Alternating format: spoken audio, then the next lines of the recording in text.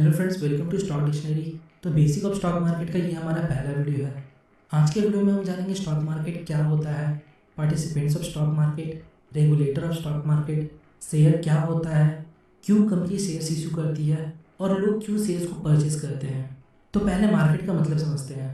Market एक ऐसी जगह होती है जहाँ लोग अपने इंटरेस्ट के लिए गुड्स और सर्विसेज को बाय या सेल करते हैं। मार्केट में जनरली दो पार्टिसिपेंट होते हैं, एक बायर और दूसरा सेलर। इसके अलावा भी एक पार्टिसिपेंट होता है जिसे हम मीडिएटर कहते हैं। मीडिएटर बायर और सेलर के बीच का कड़ी होता है। ये बायर को सेलर अवेलेबल करवाता है और सेलर को बायर। इस बीच ये दोनों तरफ से कुछ कमीशन चार्ज करता है जो इसका इंटरेस्ट होता है। सभी मार्केट के लिए मीडिएटर की ज़रूरत नहीं होती, पर कुछ ऐसे स्पेशलाइज्ड मार्केट होते हैं जहाँ ट्रेड करने के लिए मीडिएटर की ज़रूरत होती है, जैसे stock market. As per SEBI rules and regulation हम बिना ब्रोकर के शेयर मार्केट में ट्रेड नहीं कर सकते। सेबी एक गवर्नमेंट बॉडी है जो शेयर मार्केट की हर एक एक्टिविटी को रेगुलेट करती है। इसका पूरा नाम security and exchange board of India है। हम यहाँ मीडिएटर को ब्रोकर बोलते हैं, जो कि स्टॉक एक्सचेंज का मेंबर होता है। स्टॉक एक्सचेंज के थ्रू ही शेयर्स को बाय या सेल किया जाता है। इंडिया में मेनली दो स्टॉक एक्सचेंज है। पहला बीएससी मतलब बॉम्बे स्टॉक एक्सचेंज और दूसरा एनएससी मतलब नेशनल स्टॉक एक्सचेंज। अब आप मार्केट का मतलब समझ चुके हैं। तो जब इस मार्केट वर्ड के साथ कोई स्पेसिफाइड वर्ड जुड़ जाता है तो वो एक स्पेसिफाइड मार्केट कहलाता है। जैसे अगर मार्केट के आगे बुक वर्ड जोड़ दे तो ये एक स्पेसिफाइड मार्केट कहलाएगा, जो होता है बुक मार्केट, जहाँ बुक्स की बाइंग एंड सेलिंग होती है। अगर मार्केट के आगे फ्रूट वर्ड जोड़ दे तो ये होगा फ्रूट मार्केट, जहाँ फ्रूट्स की बाइंग एंड सेलिंग होती है। ऐसे ही स्टॉक मार्केट एक स्पेसिफाइड मार्केट है जहाँ स्टॉक की बाइंग एंड सेलिंग होती है। तो अब आप सोच रहे होंगे क्या बुक्स और फ्रूट की तरह इसे भी फिजिकल मार्केट में ट्रेड करना पड़ता है, पर ऐसा नहीं है। स्टॉक्स को ट्रेड करने के लिए ब्रोकर्स आपको डिजिटल प्लेटफॉर्म प्रोवाइड करते हैं जहां आप फोन या पीसी के थ्रू स्टॉक मार्केट में ट्रेड कर सकते हैं। अब आपके मन में बहुत सारे क्वेश्चन चल रहे होंगे। शेयर होते क्या हैं, कंपनी क्यों शेयर इशू करती है और पब्लिक या इन्वेस्टर क्यों शेयर्स को खरीदते हैं। तो शेयर होता क्या है? जब किसी कंपनी के ओनरशिप को फाइनाइट नंबर ऑफ यूनिट में तोड़ दिया जाता है, जहां हर यूनिट का प्राइस वैल्यू होता है जिसे हम शेयर प्राइस कहते हैं, और इसे सेल करने के लिए प्राइमरी मार्केट में इशू कर दिया जाता है, तो इसे हम शेयर्स कहते हैं।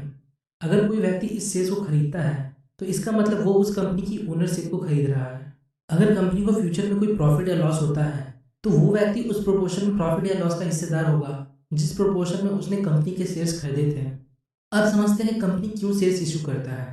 तो जब भी किसी कंपनी को फंड की जरूरत होती है वो तीन तरह से फंड रेज कर सकता है।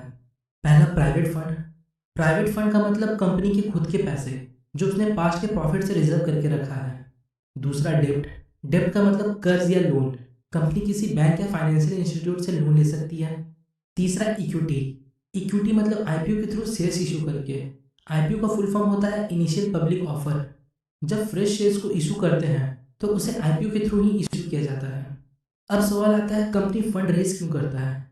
तो कंपनी फ्यूचर एक्सपांशन के लिए फंड रेज कर सकता है, किसी न्यू प्रोजेक्ट के लिए फंड रेज कर सकता है और डेब्ट की पेमेंट के लिए फंड रेज कर सकता है।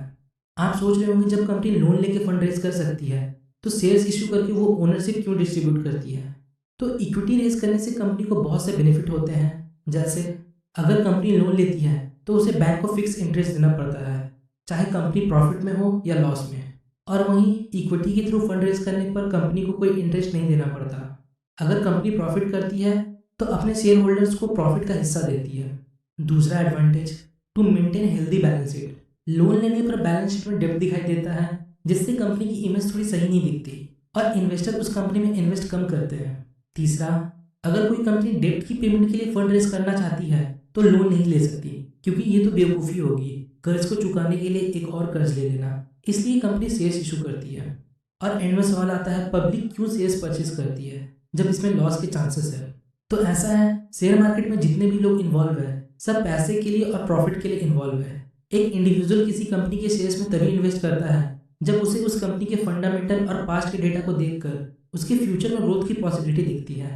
और अगर कंपनी ग्रो करेगा तो उसे भी प्रॉफिट होगा, इसलिए लोग शेयर्स में इन्वेस्ट करते हैं। तो होपफुली गैस आपको इस वीडियो से थोड़ी इन्फॉर्मेशन मिली होगी। आज के लिए इतना ही।